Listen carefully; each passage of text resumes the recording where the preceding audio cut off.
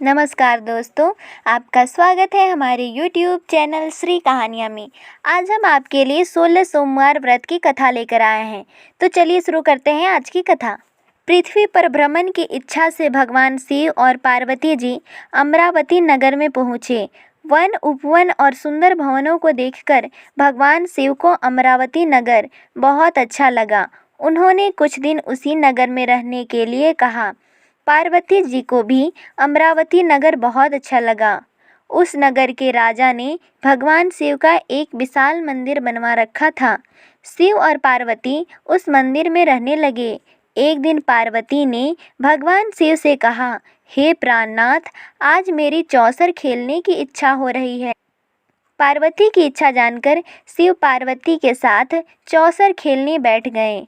खेल प्रारंभ होते ही उस मंदिर का पुजारी वहां आ गया। पार्वती ने पुजारी से पूछा, पुजारी जी, चौसर के खेल में हम दोनों में से किसकी विजय होगी? उस समय शिव और पार्वती परिवर्तित रूप में थे। पुजारी ने एक पल कुछ सोचा और झट से बोला, चौसर के खेल में त्रिलोकीनाथ की विजय होगी। यह कहकर पुजारी पूजा पाठ में लग गया। कुछ देर बाद चौसर में शिवजी की पराजय हुई और पार्वती जी की जीत हुई। पार्वती जी ने ब्राह्मण पुजारी के मिथ्या वचन से रुष्ट होकर उसे कोढ़ी हो जाने का श्राप दे दिया। शिव और पार्वती उस मंदिर से कैलाश पर्वत लौट गए। पार्वती के श्राप से कुछ ही देर में ब्राह्मण पुजारी का सारा शरीर कोढ़ से भर गया। नगर के स्त्री पुरुष उस पुजारी की परछाई से भी दूर दूर रहने लगे। कुछ लोगों ने राजा से पुजारी के कोढ़ी हो जाने की शिकायत की, तो राजा ने किसी पाप के कारण पुजारी के कोढ़ी हो जाने का विचार कर उसे मंदिर से निकलवा दिया। उसकी जगह दूसरे ब्राह्मण को पुजारी बना दिया। कोढ़ी पुजारी मंदिर के बाहर बैठकर भिक्षा मांगने लगा। कई दिन बाद स्वर्गलोक की कुछ अप्सराएं उस मंदिर में भगवान शिव की पूजा करने आई। कोढ़ी पुजारी पर उनको बहुत दया आई। उन्होंने पुजारी से उस भयंकर कोढ़ के बारे में पूछा। पुजारी ने उन्हें भगवान शिव और पार्वती जी के चौसर खेलने और पार्वती जी के श्राप देने की सारी कहानी सुनाई।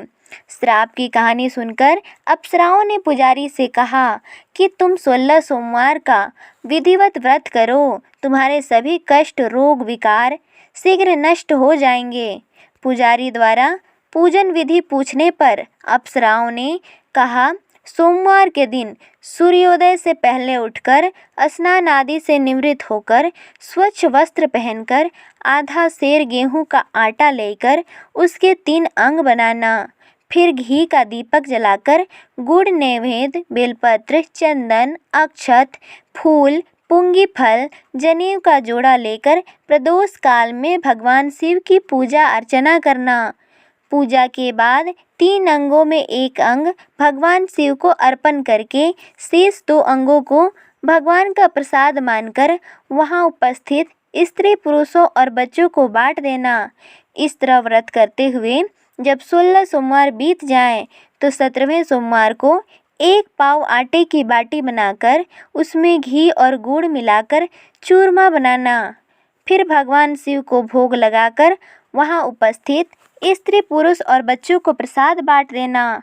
इस तरह 16 सोमवार व्रत करने और व्रत कथा सुनने से भगवान शिव तुम्हारे कोढ़ को नष्ट करके तुम्हारी सभी मनोकामना पूरी कर देंगे। इतना कहकर अप्सराएं स्वर्गलोक को चली गईं।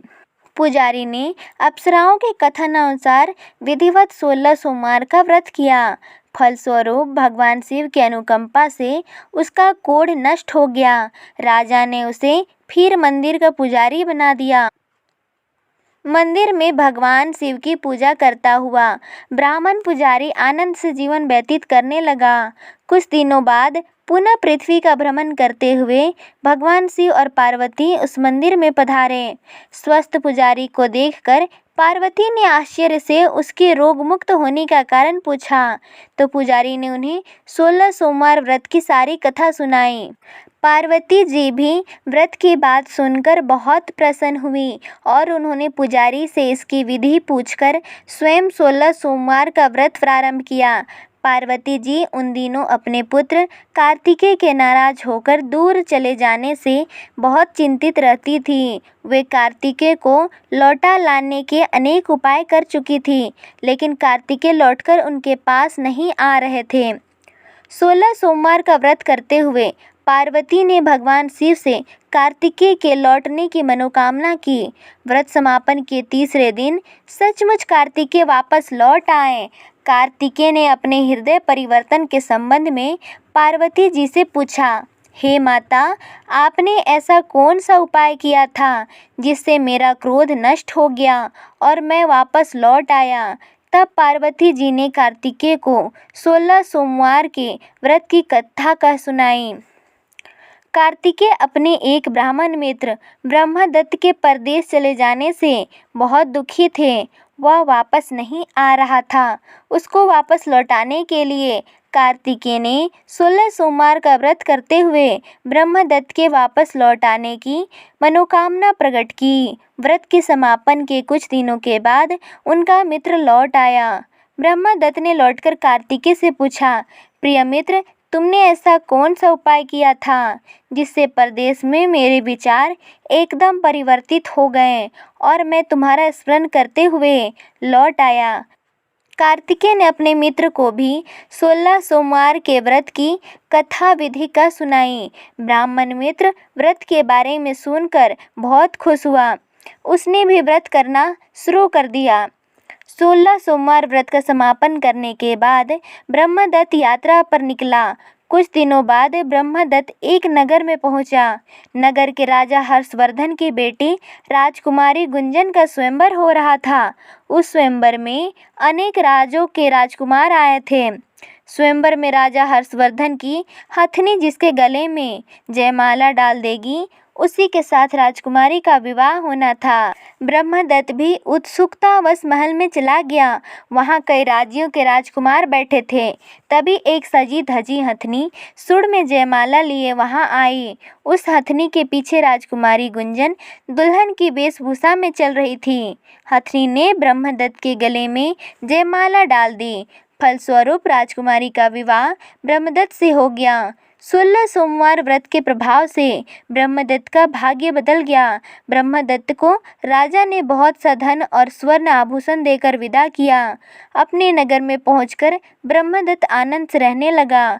एक दिन उसकी पत्नी गुंजन ने पूछा, हे प्राणनाथ, आपने कौन सा शुभ कार्य किया था जो उस हथनी ने राजकुमारों को छोड़कर आपके गले में जयमाला डाल दी। ब्रह्मदत्त ने 16 सोमवार व्रत की सारी कहानी बता दी। अपने पति से 16 सोमवार का महत्व जानकर राजकुमारी गुंजन ने पुत्र की इच्छा से 16 सोमवार का व्रत किया। निश्चित समय पर भगवान शिव की अनुकंपा से राजकुमारी के एक सुंदर व स्वस्थ पुत्र उत्पन्न हुआ। पुत्र का नामकरण गोपाल के रूप में हुआ। दोनों पति पत्नी सुंदर पुत्र को पाकर बहुत खुश हुए। पुत्र ने भी माँ से एक दिन प्रश्न किया कि मैं तुम्हारे ही घर में जन्म लिया, इसका क्या कारण है। माता गुंजन ने पुत्र को 16 सोमवार व्रत की जानकारी दी और कहा कि भगवान शिव के आशीर्वाद से ही मुझे तुम जैसा गुणी व सुंदर पुत्र मिला है। व्रत का महत्व जानकर गोपाल ने भी व्रत करने का संकल्प लिया। गोपाल जब 16 वर्ष का हुआ, उसने राज्य पाने की इच्छा से 16 सोमवार का विधिवत व्रत किया। व्रत समापन के बाद गोपाल घूमने के लिए समीप के नगर में गया। उस नगर के राजा के महामंत्री राजकुमारी के विवाह के लिए सुयोग्य वर की तलाश में निकले थे। राजा ने गोपाल को देखा तो बहुत प्रसन्न हुए। फिर गोपाल से उसके माता पिता के संबंधों में बातें करके उसे अपने साथ महल ले गए। वृद्ध राजा ने गोपाल को पसंद किया और बहुत धूमधाम से राजकुमारी का विवाह उसके साथ कर दिया। 16 सोमवार के व्रत करने से गोपाल महल में पहुंचकर आनंद से रहने लगा। 2 वर्ष बाद राजा का निधन हो गया तो गोपाल को उस नगर का राजा बना दिया गया। इस तरह गोपाल सोमवार व्रत करने से राजा बन गया। राजा बनने के बाद भी गोपाल विधिवत 16 सोमवार का व्रत करता रहा। व्रत के समापन पर 17वें सोमवार को गोपाल ने अपनी पत्नी मंगला से कहा कि व्रत की सारी सामग्री लेकर वह समीप के शिव मंदिर में पहुँचे। मंगला ने पति की बात की परवाह न करते हुए सेवकों द्वारा पूजा की सामग्री मंदिर में भेज दी। मंगला स्वयं मंदिर नहीं गई। जब गोपाल ने भगवान शिव की पूजा करी तो आकाशवाणी हुई, हे राजन, तेरी रानी मंगला ने 16 सोमवार व्रत का अनादर किया है, सो रानी को महल से निकाल दे, नहीं तो तेरा सब वैभव नष्ट हो जाएगा, तो निर्धन हो जाएगा। आकाशवाणी सुनकर गोपाल बुरी तरह चौंक पड़ा। उसने तुरंत महल में पहुंचकर अपने सैनिकों को आदेश दिया कि रानी मंगला को बंदी बनाकर ले जाओ और इसे दूर किसी नगर में छोड़ आओ। सैनिकों ने राजा की आज्ञा का पालन तत्काल कर दिया। रानी मंगला भूखी प्यासी उस नगर में भटकने लगी। मंगला को उस नगर में एक बुढ़िया मिली। वह बुढ़िया सूत काटकर बाजार में बेचने जा रही थी, लेकिन उस बुढ़िया से सूत उठ नहीं रहा था। बुढ़िया ने मंगला से कहा, बेटी, यदि तुम मेरा सूत उठाकर बाजार तक पहुंचा दो और सूत बेचने में मेरी मदद करो तो मैं तुम्हें धन दूंगी। मंगला ने बुढ़िया की बात मान ली, लेकिन जैसे ही मंगला ने सूत की गठरी को हाथ लगाया, तभी जोर की आंधी चली और गठरी खुल जाने से सारा सूत आंधी में उड़ गया। मंगला को मनहूस समझकर बुढ़िया ने उसे दूर चले जाने को कहा। मंगला चलते चलते नगर में एक तेली के घर पहुंची। उस तेली ने तरस खाकर मंगला को घर में रहने के लिए कह दिया, लेकिन तभी भगवान शिव के प्रकोप से तेली के तेल से भरे मटके एक एक करके फूटने लगे। तेली ने मंगला को मनहूस जानकर तुरंत घर से निकाल दिया। भूखी प्यासी रानी वहां से आगे की ओर चल पड़ी। रानी ने एक नदी पर जल पीकर अपनी प्यास शांत करनी चाहिए, तो नदी का जल उसके स्पर्श से सूख गया। अपने भाग्य को कोसती हुई रानी आगे चल दी। चलते चलते रानी एक जंगल में पहुंची। उस जंगल में एक तालाब था, उसमें निर्मल जल भरा हुआ था। निर्मल जल देखकर रानी की प्यास तेज हो गई। जल पीने के लिए रानी ने तालाब की सीढ़ियां उतरकर जैसे ही जल को स्पर्श किया, तभी उस जल में असंख्य कीड़े उत्पन्न हो गए। रानी ने दुखी होकर उस गंदे जल को पीकर अपनी प्यास शांत की। दोपहर की धूप से परेशान होकर रानी ने एक पेड़ की छाया में बैठकर कुछ देर आराम करना चाहा, तो उस पेड़ के पत्ते पल भर में सूखकर बिखर गए। रानी दूसरे पेड़ के नीचे जाकर बैठी तो उस पेड़ के पत्ते भी गिर गए। रानी तीसरे पेड़ के पास पहुंची तो वह पेड़ नीचे गिर पड़ा। पेड़ों के विनाश को देखकर वहां पर गायों को चराते ग्वाले बहुत हैरान हुए। ग्वाले मनहूस रानी को पकड़कर समीप के मंदिर में पुजारी जी के पास ले गए। रानी के चेहरे को देखकर ही पुजारी जान गए कि रानी अवश्य किसी बड़े घर की है, भाग्य के कारण दर दर भटक रही है। पुजारी ने रानी से कहा, पुत्री, तुम कोई चिंता नहीं करो, मेरे साथ इस मंदिर में रहो, कुछ ही दिनों में सब ठीक हो जाएगा। पुजारी की बातों से रानी को बहुत सांत्वना मिली। रानी उस मंदिर में रहने लगी, लेकिन उसके भाग्य में कोई परिवर्तन नहीं हुआ। रानी भोजन बनाती तो सब्जी जल जाता, आटे में कीड़े पड़ जाते, जल से बदबू आने लगती। पुजारी भी रानी के दुर्भाग्य से बहुत चिंतित होते हुए बोले, हे पुत्री, अवश्य ही तुमने कोई अनुचित काम किया है, जिसके कारण देवता तुझसे नाराज होकर तुझे इतने कष्ट दे रहे हैं। पुजारी की बात सुनकर रानी ने अपने पति के आदेश पर मंदिर में ना जाकर शिव की पूजा नहीं करने की सारी कथा सुनाई। पुजारी ने कहा, अब तुम कोई चिंता नहीं करो, कल सोमवार है और कल से तुम 16 सोमवार के व्रत करना शुरू कर दो। भगवान शिव अवश्य तुम्हारे दोषों को क्षमा करके तुम्हारे भाग्य को बदल देंगे। पुजारी की बात मानकर रानी ने 16 सोमवार के व्रत प्रारंभ किए। सोमवार को व्रत करके विधिवत शिव की पूजा अर्चना करके रानी व्रत कथा सुनने लगी।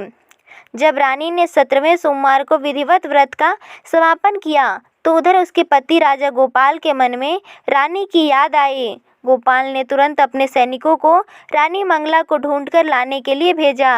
रानी को ढूंढते हुए सैनिक मंदिर में पहुंचे और रानी से लौटकर चलने के लिए कहा। पुजारी ने सैनिकों से मना कर दिया और सैनिक निराश होकर लौट गए। उन्होंने लौटकर राजा को सारी बातें बताई। राजा गोपाल स्वयं उस मंदिर में पुजारी के पास पहुंचे और रानी को महल से निकाल देने के कारण पुजारी जी से क्षमा मांगी। पुजारी ने कहा, यह सब भगवान शिव के प्रकोप के कारण हुआ है, इसलिए रानी अब कभी भगवान शिव की पूजा की अवहेलना नहीं करेगी। पुजारी जी ने समझाकर रानी मंगला को विदा किया। राजा गोपाल के साथ रानी मंगला महल में पहुंची। महल में बहुत खुशियां मनाई गई। पूरे नगर को सजाया गया। लोगों ने उस रात दिवाली की तरह घरों में दीपक जलाकर रोशनी की। ब्राह्मणों ने वेद मंत्रों से रानी मंगला का स्वागत किया। राजा ने ब्राह्मणों को अन्न, वस्त्र और धन का दान दिया। नगर में निर्धनों को वस्त्र बांटे गए। रानी मंगला 16 सोमवार का व्रत करते हुए महल में आनंद पूर्वक रहने लगी। भगवान शिव की अनुकंपा से उसके जीवन में सुख ही सुख भर गए। 16 सोमवार के व्रत करने और कथा सुनने से मनुष्य की सभी मनोकामनाएं पूरी होती हैं और जीवन में किसी भी तरह की कमी नहीं रहती है। कहानी को पूरा सुनने के लिए धन्यवाद।